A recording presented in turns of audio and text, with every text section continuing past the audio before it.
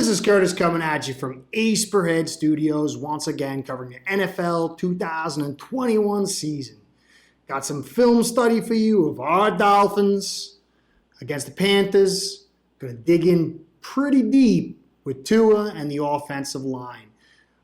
I was going to do basically the whole game, but as I was going over the film, I could just feel the life leave the Panthers after that third score. It just seemed like they were pretty much finished. There was a little burst at the end with the fumble, with the benching of Cam in the ugly second half. So I removed that. I covered all the way up to the third score because it was really where the Panthers were giving their all, and it was a contested battle. And I thought it was a better representation of what this offense had to show. Now, some of the lackluster performance of the Panthers was also because the Dolphins were beating the tar out of them, and they were running the football. For a defense, when you run that football, those attempts, and when you're behind, it just sucks the will and soul out of you. So it's not totally that they quit. The Dolphins also made them say uncle. But really, up until that third score was really the big body of work that I wanted to examine. I want to dial in lightly on the receivers, heavily on Tua, and a little ultra heavy on the offensive line. Because I still say,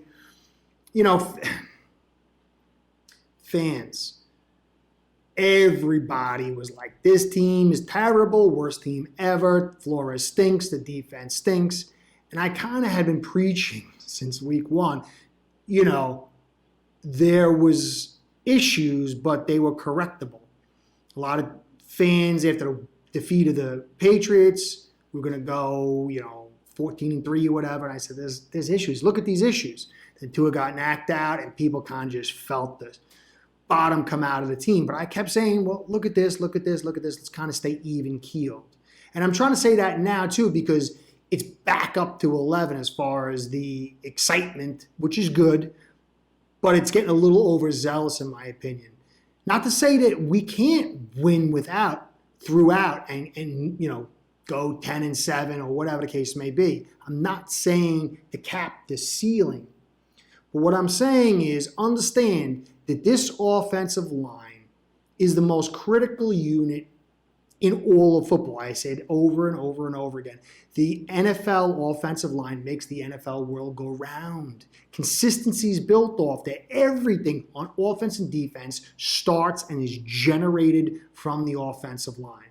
Now, this offensive line can pick up. The OCs are scheming up plays. They're finding ways to mask the flaws of this offensive line. But there's a lot of flaws. And they're not getting better. They are not getting better. The matchups are better. The OCs are finding ways.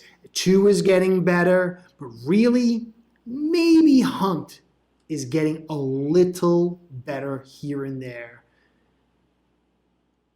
But overall, this is a very poor offensive line. Now, Dita's going to come in. He's going to help out a little bit, but he's very poor in the run game. He's definitely helping the pass game, but it's not going to change everything. Now, maybe it will. We'll see. We got to evaluate. I just want fans to be realistic. So let's take a look at the tape and see what we see. All right, two key features on this one is both Eichenberg and Jackson fall to the ground. They have very limited area movement skills. You're going to see this all day. And second feature is the quick release of Tua shining through. That was one snappy release. All right, this one, they're in the pistol. Get a little movement from Gesicki. See, on both these plays, they were testing the perimeter. Again, the quick release saves the sack, gets the ball off. But the Panthers weren't having any of that. I'm going to fall asleep and let you sneak a guy into the open and make a big play. You see there's a double going on with Davis and Hunt, and then also Jackson and Reeder, and Eichenberg gets his exposure, and he's able to hold it off. Tua takes the shot. Nice little bit of movement inside by Gesicki. You'll see that Jackson again doubles with Reeder, and Eichenberg's again on the ground, and his guy is the one that makes the tackle. Eichenberg just looks more and more like he's a guard, not a tackle. This one, they do a little flip-a-rooney, and Davis misses the block. But again, look at the brace on Davis's leg. He's not supposed to be there. Burns just really is a top-level talent. Eichenberg on the ground again with no block. Third play, I believe, and maybe third time he's on the ground doing nothing. Shotgun, the spread wide, and I like this one. Double inside post with Waddle and Albert, and Tua just gets it off, drills it right in stride. The ball just came in hot.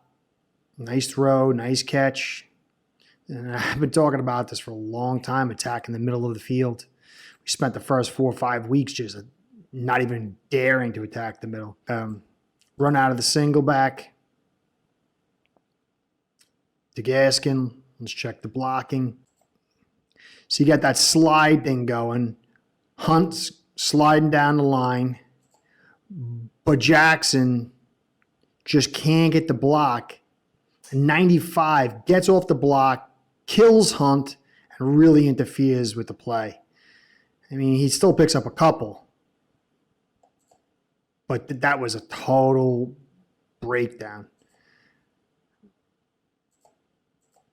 Again, you'll see Eichenberg on the ground. And this is your top two. This is your top two offensive linemen, quote unquote. And if you notice too, go look back here, you'll see Eichenberg and Jackson, they like to get their hands around the defender like a bear hug. There is no power there. I don't understand the teaching. I don't understand why it's happening. Anyway, here's the pistol. Run inside, goes nowhere. To Gaskin. Let's see the blocking on that one. Again, you got to get the double with Eichenberg and Jackson. And because of that, some guy comes free. You really need those guys. You really need more single blocking from your line. Hunt's getting beat over there. Hunt's getting destroyed one-on-one. I mean, you're looking at Eichenberg, Jackson, and Hunt. A first-round pick, second-round pick, and then a second-round pick and a third-round pick to get Eichenberg. And they're just not handling their duties. Look at this. Terrible. Terrible. Really terrible. In the shotgun, a little motion with Gesicki. Pressure up the yin-yang and the sack. I can see here on this one, Albert's wide open, but his first look is to the right. By the time he gets back to the left, he's got 3 levels of pressure, one to the right that chases him out, one behind him that chases him, also flushes him out, and then one coming up the middle. So really, he was smart to hold the football. It would have been great if he could have saw Albert right off the bat, but I mean, pressure came in within less than 2 seconds, and he couldn't even get to his second read. Next drive, out of the pistol. They run the handoff. Check the run blocking. You got a pulling Hunt. You got Eichenberg and Jackson doubling. And they can't even move the DT. They don't do anything. Jackson's on the ground again. Hunt does a nice job walling off. And actually, Williams does a good job blocking. And then Smythe misses the block there. Again, Tommy Tremble. I thought that would have been a much better pick. Tommy Tremble. Out of the pistol. Another RPO. Sucker. And then Williams makes a nice catch. Picks up the first down. And back in the shotgun, flanked by Gaskin. Inside handoff. Gaskin does a little power there and picks up a couple extra yards after contact like he usually does. See that Jackson can't really control him. The DT who comes back and helps make the tackle. That wasn't pivotal. The middle linebacker or safety, the safety looks like he really had the play, but he missed the tackle. And if that DT wasn't there, Gaskin could have picked up a little bit more, but Jackson has a real tough time dominating his opponent. Back in the pistol, little RPO action. Nice play by Tua. And you can see here that he's looking at the combo in the center, and he finds a little hole there, zips it in, and that was a very nice pass play. And I like the way Waddle settled into the zone. He just didn't run through it. So he's kind of stopped and just a little settle in there. That was nice. Let's check the protection. That's really why they only rushed 4, and you kept in 1, 2, 3, 4, 5, 6, 7 guys. So you get your protection because you got 7 on 4. Nice. Pistol kind of strong look. Run inside. Ahmed goes nowhere. Let's check the blocking. Again, they're pulling Jackson here because he can't handle it one-on-one. And the DT just gets that penetration. And that's the problem with all this pulling and stuff. You know, occasionally you can do it if you have a high-end group. But when you're doing it to mask the lack of ability to handle one-on-ones, this is what you get more often than not. A little play action rollout. Tua does a little creating. Nice job. Picked up 6 out of that one. Very good between Smythe and Tua. 2 in shotgun, flanked to the left by Gaskin. 4 wides. Immediate pressure. And the sack. And again, this is why Eichenberg is very much a stretch. He just look at the difference between Jesse Davis's base and you look at Eichenberg's. His base is very narrow. It's very difficult when you're leaning that hard and your feet are that close together to really get that kind of drop if you're not very athletic, which he isn't. And as soon as he gets that kickoff and he just gets that one hand out there and leans forward, and that's just really bad technique, and he gets swamped. See, Davis is, he's older and everything, but you could say he sucks and everything, but look at his technique. It's squared up. He's waiting for his guy to come. And now Riddick or whatever his name is not the pass rusher that Burns is. But Eichenberg just doesn't look comfortable out there on the NFL level. I watched Jackson just getting manhandled. Jackson was driven back too. Back to the pistol. Pressure instantly. Tua can't get the ball off, but at least he doesn't get the sack again. That quick release it pays huge dividends. So got this weird, I didn't like this play design. It's like he's play actioning to nobody. Davis is left on his own, and he gets totally mushed. And let's check to see Davis's issue here.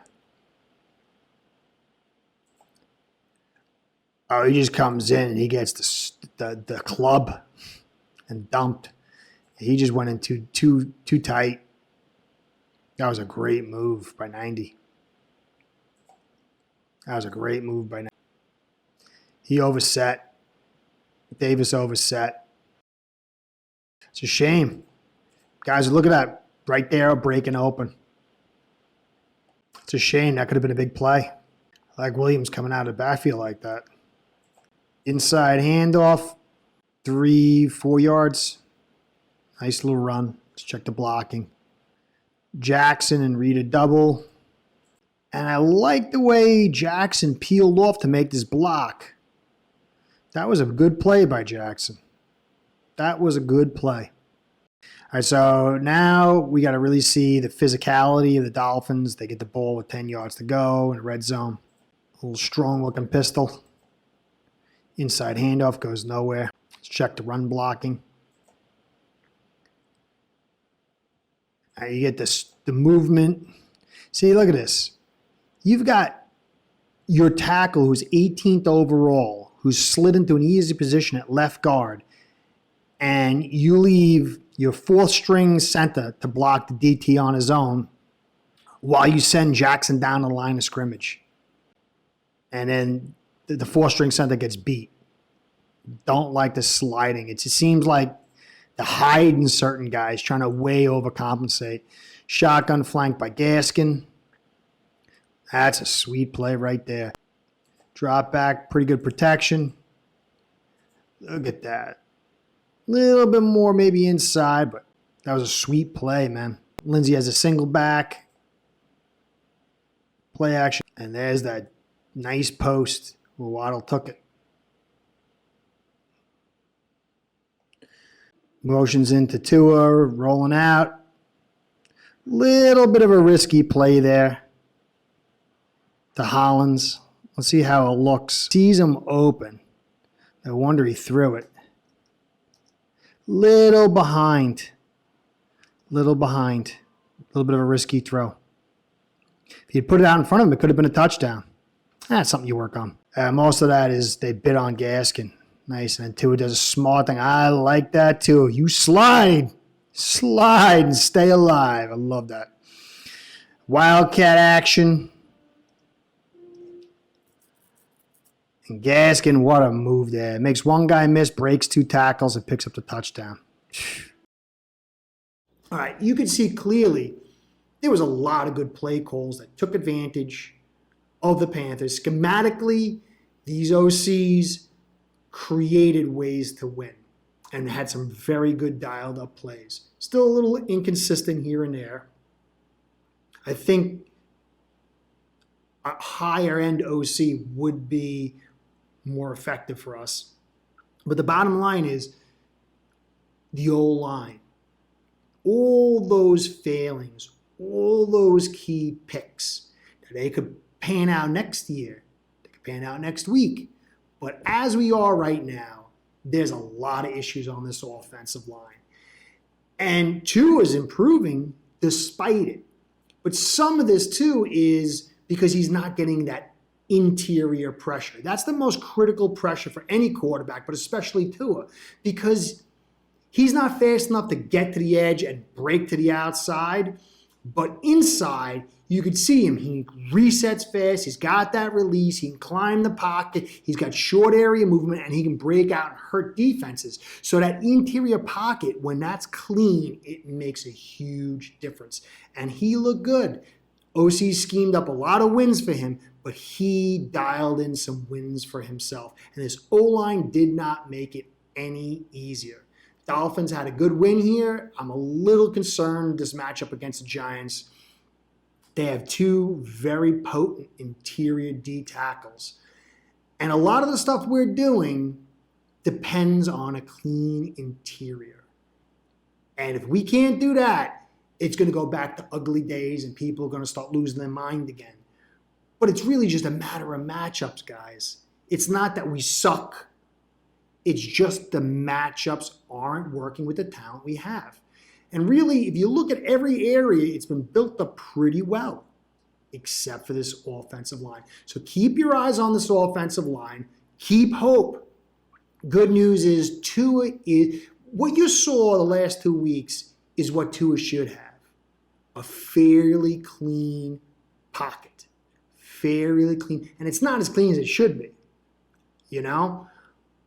But this, we're seeing Tua develop. Not saying he's elite, but he is developing.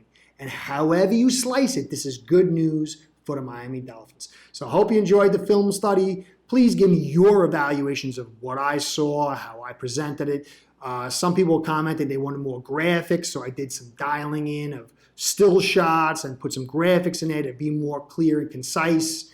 Whatever you want, just ask, evaluate me so I can be better at presenting information to you. Thank you for staying to the end. Please like, comment, subscribe. Comments mean the most. I learned so much. Many of my podcasts come from comments, come from conversations. So keep that up. Subscribes and likes help us with the Google overlords, keeps us in business. I'm kind of enjoying this new gig here. So if Google's happy, then I guess we're going to be in business. So keep that up. Give a shout out to AceBread, our sponsors. Best online sportsbook out there. They want to let you know they're world-class software. You can get on the action with friends, family, and coworkers. As a local bookie, they're the best sponsors in the world, the best online sportsbook. You guys are the best. I really am grateful for the both of you. So this is Curtis saying thank you for staying to the end. Catch you next time. Be well and go Phins.